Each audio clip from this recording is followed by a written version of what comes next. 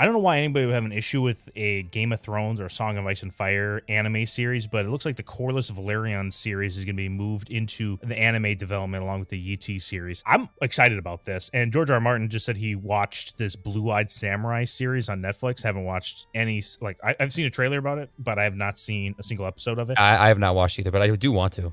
Are you excited for another anime, an actual good, something you're invested in? Because a YT series anime, like that could just be literally anything, some other sort of Eastern-inspired anime. But you give me Corlys and more of Westeros and anime style, I'm more invested in that than just some random part of the. But the Corlys one, oh dude, cool. I'm excited for the story to be revealed because you read Fire and Blood and you hear about these 9 voyages and how awesome they were, and like you get very like abbreviated little cliff notes about what he did, and they're just so legendary or whatever. It's like, yeah, I really want to see that. But dude, in anime form, it kind of like, what do you think it means when they say anime? Do they mean legitimate anime where it's like where your average street level person goes for their first punch and then the background starts moving at 700 miles an hour and their arm stretches to be 30 feet long and I don't need that from Corlys. Yeah, I think we're getting the nitty gritty of like, oh, the anime, what normers not might know, but like that's a Shonen Jump kind of anime, right? Okay, well, sure, that's true. But even when you go into anime, like the high school drama anime and the bullshit that some people watch, yes, the cliches, right? Where it's like, oh, I got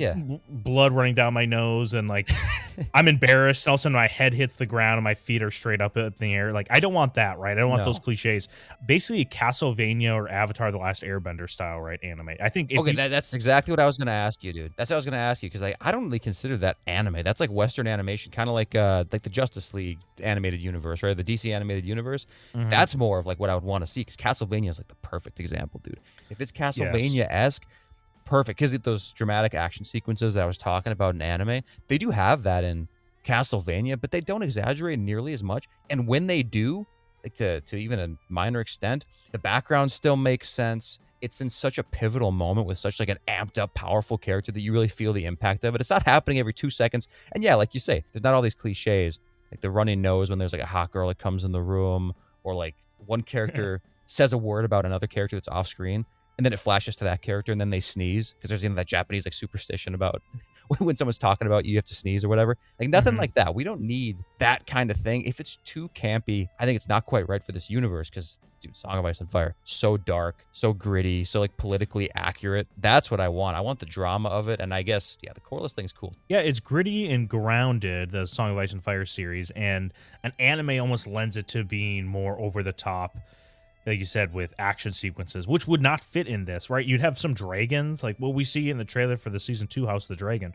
We see some epic shots, and we see, dragons flying by, and, there's some combat going on. But again, it's very grounded.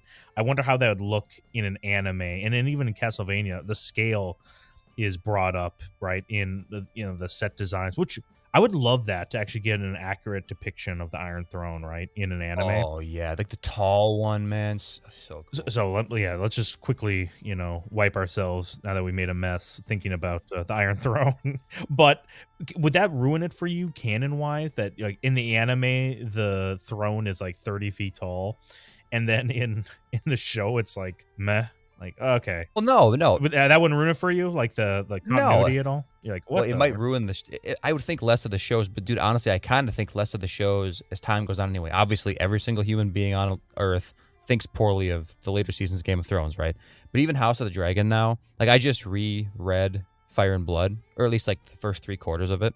And yeah, man, it's an abbreviated book, right? It's not nearly as involved as the Song of Ice and Fire main series, but some of the details they go into in that and the way they describe how long these characters are doing things, little nuances, they could have stretched out season 1 of House of the Dragon into like 3 seasons, and I think it would have been all the better for it. And so I don't, and there's the changes they make too, like where they definitively have Kristen Cole and Rhaenyra's relationship and like what drove them apart, for example, stuff like that. Yeah. Or how they made Daemon like way too much of a shit stir compared to how he is.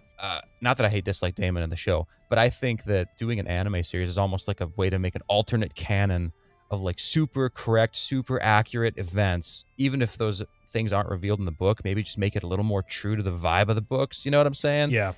So I think it'd be a separate continuity. It wouldn't ruin the show for me. It's just like 2 different interpretations. Yeah, the more I think about it, I want House of the Dragon to be longer than just that first season, with the time period in which that takes from time Viserys is named the heir to the point he dies, and then who's his name is dead. Luke dies, right? So between King V appointed to Luke dying, that all being in one season, that could have been, like you said, like a couple seasons. And just having like some more action in the Stepstones with Daemon would have been awesome too, because that's like an organic war that's happening there. You could have had some awesome scenes there. I don't mind that they changed the whole nature of that to, the crab feeder's like some weird like creature mutant and not necessarily a prince of Essos. That's okay.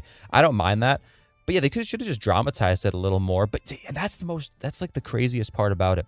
Even though it was so quick, it was like lightning fast, the pacing of that first season. But moments like where Daemon did the false flag thing and went and killed the crab feeder, or when Viserys died, man, the legendary throne room entrance scene. Yeah. Can you imagine how impactful that would have been after 3 full seasons of slow development with these characters? Yeah. Because it was so impactful as it is with like 2-3 episodes, right?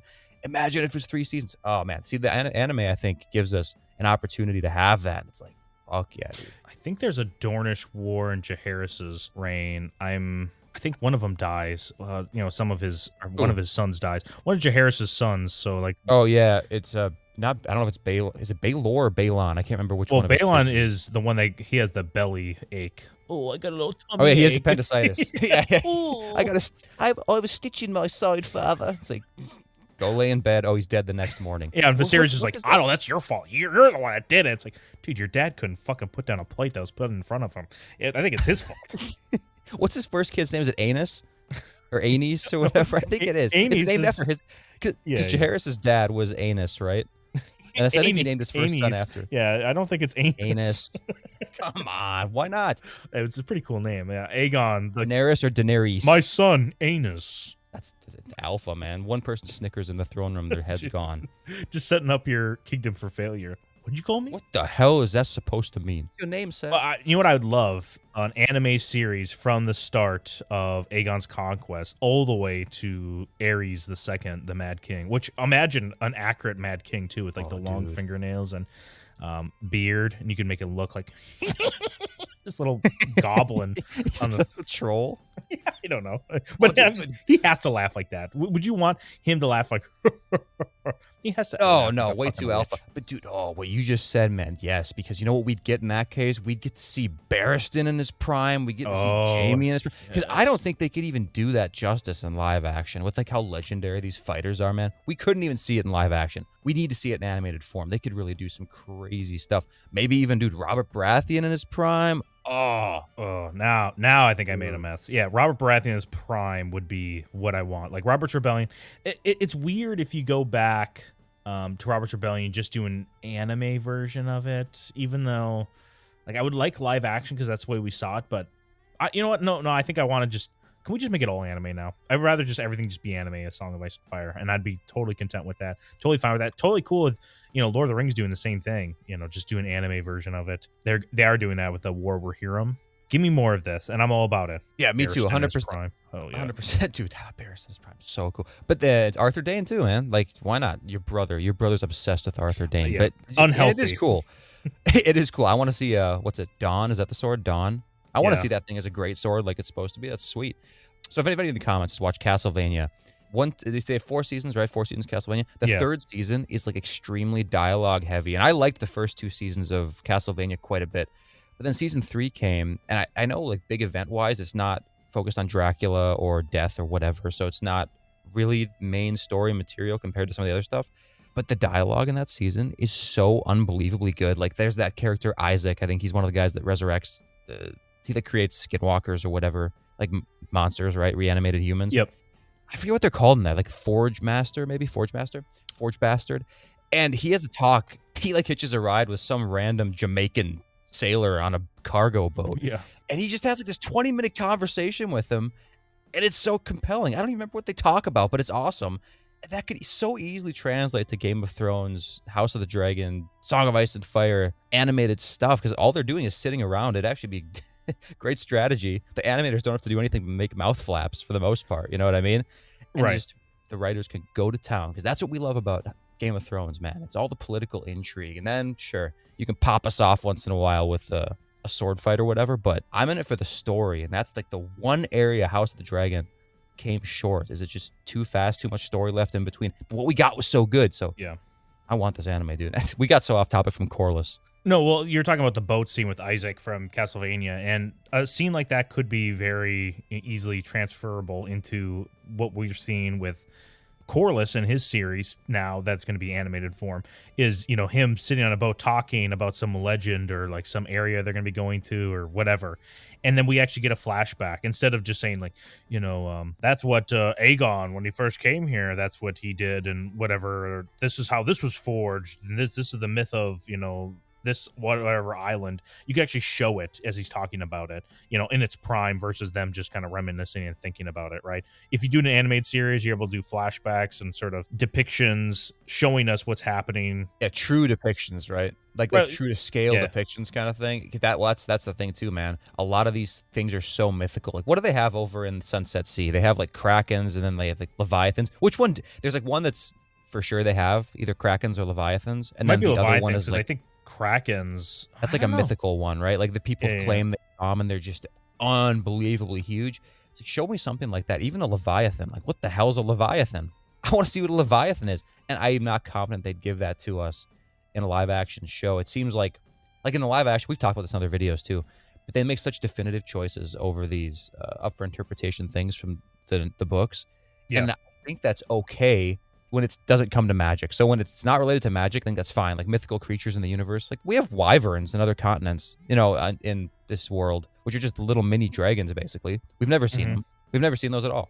So I want to see more stuff like that. And I think in anime, I'm much more confident that we go to these other continents and they wouldn't just be a letdown that we only see for 5 minutes on screen. And so it was that Corlys Velaryon stayed here for 2 months before going to this next place that we also only see for 2 minutes. Yeah, I know he goes to a shy. Is it Shy by the Sea? Oh, Shy by the Shadow. That's what it's called. And he goes there, and the only thing they say in Fire and Blood that he lost his love, and I'm trying to remember the exact quote of it. But anyways, like I just listened to it and I don't remember. Yeah, you get a definitive what he actually lost there, which might be his might be a origin story why Laenor loves boys so much. Maybe Dad also loved boys a lot too. Well, I think homosexuality is hereditary, right? So you get definitive understanding about it, and it also explains why he's so hand wavy with Laenor, right? On the when Rhaenys is like, yeah, I don't think he's into women. He's like, yeah, come on, he's just just ignore it. Just ignore it. Send him by Shy by the Sea or by the Shadow, like a side. Yeah, he'll figure everything out. But I would want. So wait, hold on. You see what you think Corlys prayed the gay away over in a shy? No, I think he got scared, gayless. How else would you say he's scared because he does impregnate Rhaenys, a few times. So I don't know. Yeah, okay, sure, all right. Yeah. He went to a shy gay. He left straight. Gotcha. Why is he bringing a woman on his ship? Isn't that bad luck? Or is that just pirates lore that women on a ship is bad luck? How many seafarers? I guess you had who's her name, Nymeria, come over, with her on a ship. Yeah, I think it's just like the rule of numbers kind of thing. It's like how many women are consistently going to cause problems on a boat. You know what I mean? It became superstition after so many instances of confirmed disaster. Yeah, it's just logic. Yeah. And one thing I wanted to say earlier that we were talking about, where Yi-Ti is a place he's going to stop. This could also be a backdoor pilot for the Yi-Ti series, give introduction to it. So ideally, I'd want to have a Corlys anime series because we actually have our way in through this character. And then from there, give us a reason why to be invested in Yi-Ti, or not even invested, but interested in Yi-Ti, or get the hype building up there. And that's weird. What's up? Why is that weird? Why is that weird? Let me tell you why it's weird. I think it's weird because and I maybe have to be convinced because, some of the Star Wars, for example, we get these big grand stories about these main characters and they're all force wielding and it's the Empire and it's the Republic and, they're fighting each other. And I never would have thought that I'd be interested in what's happening on a little distant planet, people just kind of doing their own thing, low level, low power. And then something like Andor comes along and then it's like, okay, you know what? That's exclusively what I want in Star Wars now. I don't want any of the big stuff anymore. I only want that. So maybe it's the same kind of thing in Game of Thrones. The story, House of the Dragon, Song of Ice and Fire, whatever. So many of the stories, or basically all the stories so far, deal with the most powerful people in the realm. There's no lens into what the common folk are doing. And not even necessarily common folk, but what if it's just a mercenary group, right? Or something like that, where they just don't have supreme power. Like the Second Sons even, where Daenerys is dealing with. Just something like that before she gets there, after she gets there, or something totally different. The Golden Company. They don't have the most power ever, but they're still a prominent group with a lot of interesting traits, I'm sure, and backstory. And I think, yeah, you're right.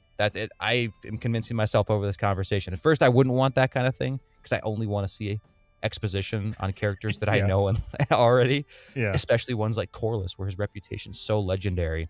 And yet all we see in the show is he's just like a little bitch to Rhaenys who just tells him what to do, whips him. And then when he doesn't like that, he just runs off and gets some kind of crazy, foreigner fever, like, and almost dies. yeah, yeah. So in that way, yeah, sorry, I'm rambling on here, No, but no, I just convinced myself against my own point. So just let you fight yourself in the pit there. yeah. I am interested in like these like little vignettes of the universe you could delve into and give us like a POV of whatever characters in that situation. I don't know if you could actually do a Blackfire Rebellion on screen. I think a Blackfire Rebellion anime would work better. And plus, dude, I want a 100% accurate version of Aegon the Unworthy, Aegon the Fourth. Him is disgusting big belly, just yeah, dude, this monster fat of a as man. shit. I also want a version of Bloodraven that looks like himself, right? The white hair and Oh, red mark that doesn't look like a yeah. weirdo on screen. Because and give me the purple eyes of the Valyrians now. Yeah, dude, totally agree. That's what we want. That's like the premise of this video. If I have to sum this video up in one sentence, it's just we want accuracy to the novels, not because the shows are bad or anything, but just let's get a definitive visual representation of what happens in here, dude. Because, dude, I want these Targaryens to look scary. Like, I want these guys to have such striking features that I'm like, what the fuck is that? You know what I mean? Yeah, right. And Bloodraven's a perfect example of that, man. What we got is just so weird. Like, some dude growing into a tree. Like, I know maybe that's a component of his character, but there's not even any indication. This is the weirdest part about fictional universes like this too. In the show, there's no indication he's a Targaryen, correct? In Game of Thrones? Yeah, he's an None. old man, just like who's his name, Aemon, Maester Aemon. Like At the least only Aemon reason was why you know, revealed. well, it's revealed. But if they never told you, he's just some old blind guy that probably has laid so much pipe that he has like some STD that took away his blind or Well, took away his actually, sight. 85% of your semen is stored in your eyes. So if you lay enough pipe, your eyes get they shrivel up and the raisins don't work anymore. So fun fact. But no, dude, like the Bloodraven, were they ever even going to reveal that in the show? I mean, they finished the show and they never said anything. No. So it's just so Well, he also doesn't weird. have he doesn't have the mark on his face though. He's the only reason why he's called Bloodraven is because there's this big red splotch on his face. Makes him look Well, like he's a the freak. three-eyed raven in the show, right? But Listen, I'm a my- bitter steel boy to the end, so fuck Bloodraven. Fuck all the Bloodraven fans out there. come on, Bloodravens, Blackfires, Targaryens, they're all okay. They're all okay. But it's just weird that in these shows, like, they like to make connections where they don't exist, and Game of Thrones was actually so good about that, generally speaking. But a lot of these shows will make connections where they don't need to exist. Like, oh, this guy's secretly related to this guy, even though they're worlds apart and they're going to meet by happenstance. And for some reason, though, in the Game of Thrones show, they decide to actually exclude connections to characters that exist. Like, I've never seen that before. That's kind of a weird. Yeah. You know what I'm Well, saying? Isn't that strange?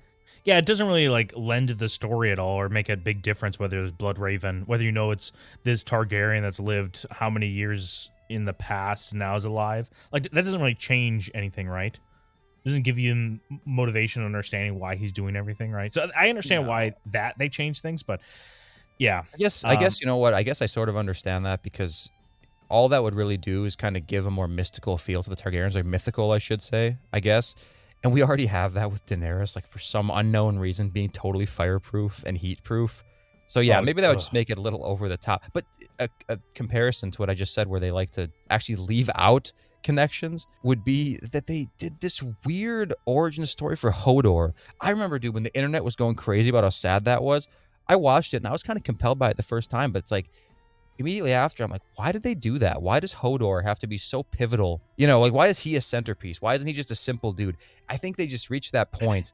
You know what I'm saying? Where everything has to be important. I don't understand your Hodor hate. You don't actually get really that? cool. No, I think it's really cool that they show that Bran was trying to warg into Hodor, which you're not supposed to be doing as a little war boy.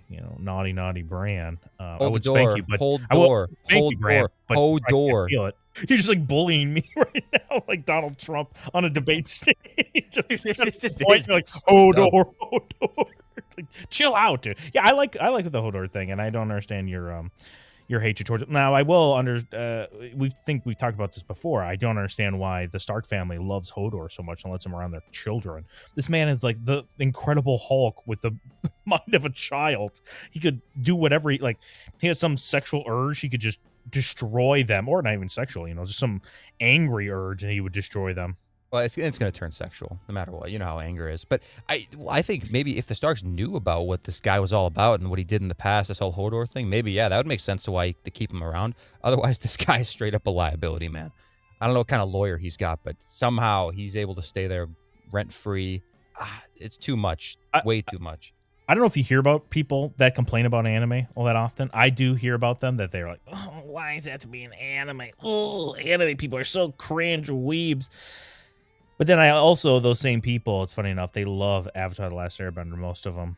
So I'm wondering, what's the disconnect here? And do you think this is more of a Gen X, come older people that are fans of live action that are speaking up? Because I feel like people in our generation grew up with great animes, so they're more accepting to it.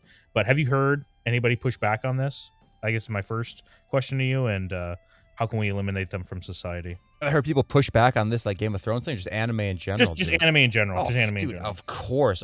Yeah, people hate it for some reason, especially Gen X people. It's not real life, right? It's like these people come out.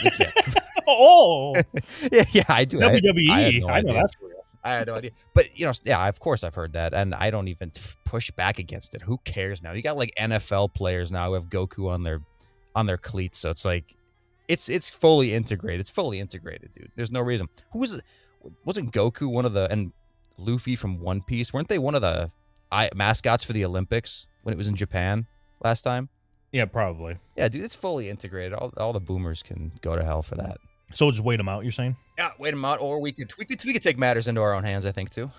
Actually, I forgot to ask you this earlier, too. So that Blue-Eyed Samurai series that George R. R. Martin was making a mess of himself over. He creamed his crop. Yeah, there's like a 3D integration into the 2D. Have you seen a trailer for it at all? No. Do you like the 3D animation? No. Okay.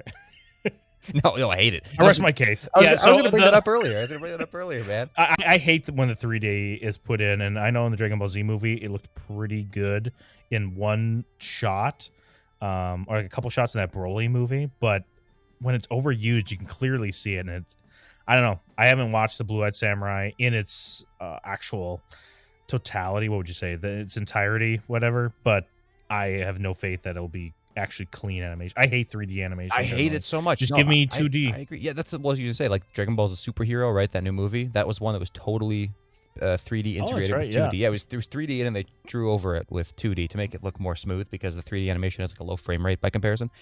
And it looked decent. It looked good for 3D, right? But you know what would have looked better? If they just did it 2D instead. Like, what if they only did... They traced over every frame with 2D, so why not just keep it that way? I don't understand. It's like, they do this a lot in modern anime, too. Like, basically anything where there's big monsters or creatures. I think they do it in, like, some new Godzilla anime, and they did it in the Yu-Gi-Oh! Movie that came out, like, 5 years ago. But the main characters are 2D, and it looks fucking great, because the production value is super high. And then a big monster or the creature, like the destructive thing comes in. Maybe it's even an explosion, a volcano, whatever. Yeah. For some reason, that's 3D. It's like, why did you just make that 3D? It looks so abrasive. It's completely, it's a totally other medium. And that's what I'm scared of in this series, especially because if we get some of these big creatures like Leviathans or Wyverns or Dragons, dude, I will bet you my bottom ass dollar those things are going to be 3D. No way they won't be. Yeah, I'll be excited if it's 2D like Castlevania, and if it's 3D like this Blue Samurai, or they kind of push it in that direction. I'm holding my breath. My breath too. George R. R. Martin's like, oh, there's this cool new show, Blue Samurai. I really like how they use 3D. I think we should make a show like that. Like, all right, Winds of Winter I don't need it anymore. Go away. Hey, thanks for watching this video. Be sure to subscribe if you want to see more content like this, and smash that like button. Or not. We don't care.